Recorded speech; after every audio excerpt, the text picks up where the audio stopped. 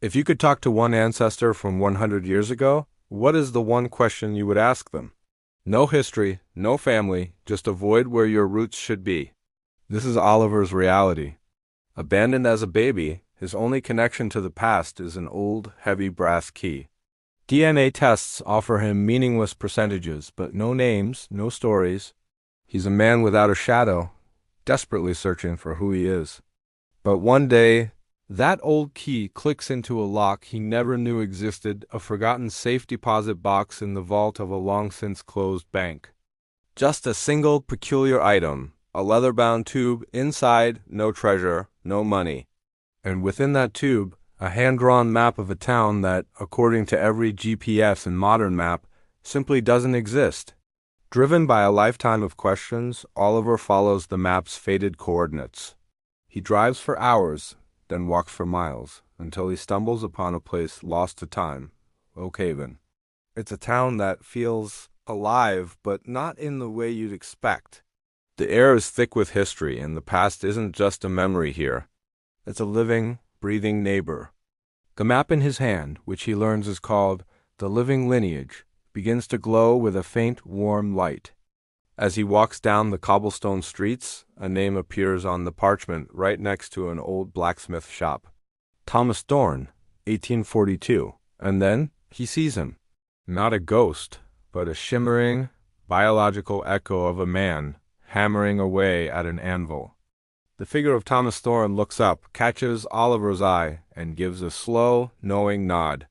It's not a greeting to a stranger, but a recognition and acknowledgement from an ancestor to his descendant. Oliver isn't just visiting history. He's standing inside his own bloodline. In the heart of Oakhaven, inside a library where books seem to breathe, Oliver meets the town's enigmatic guardian, the archivist. She explains the town's true purpose. Oakhaven is where ancestral debt is settled.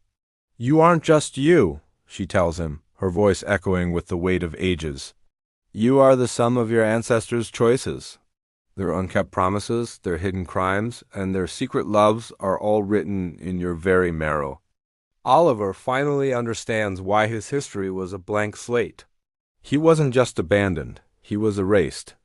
A century ago, his great-grandfather committed a terrible betrayal, a crime so profound it caused an entire family to be wiped from the annals of history, their lineage cursed.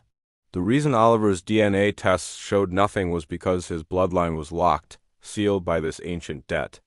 To unlock his own future, to even have a future, he must settle this 100-year-old score. And the task is impossibly personal.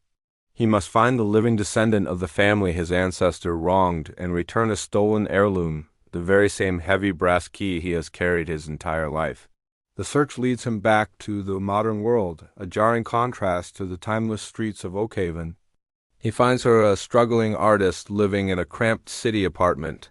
She, too, has felt a strange weight her whole life, a sense of being haunted by relentless bad luck, as if a shadow she couldn't see was constantly holding her back. Oliver now faces an impossible choice. He has found his family, his history, and the spectral echoes of Oakhaven.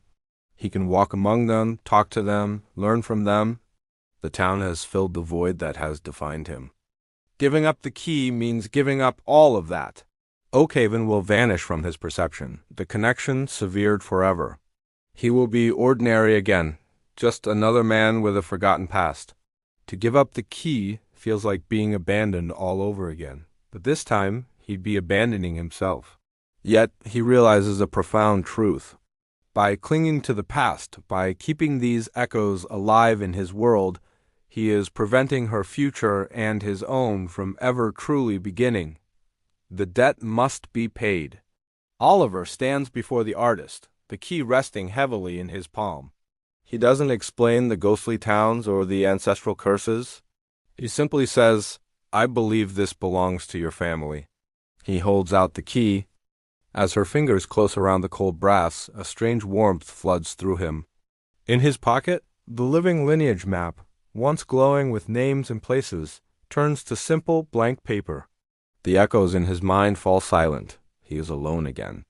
But it's a different kind of alone. It's not empty. It's quiet. It's peace. Later that day, he looks in the mirror.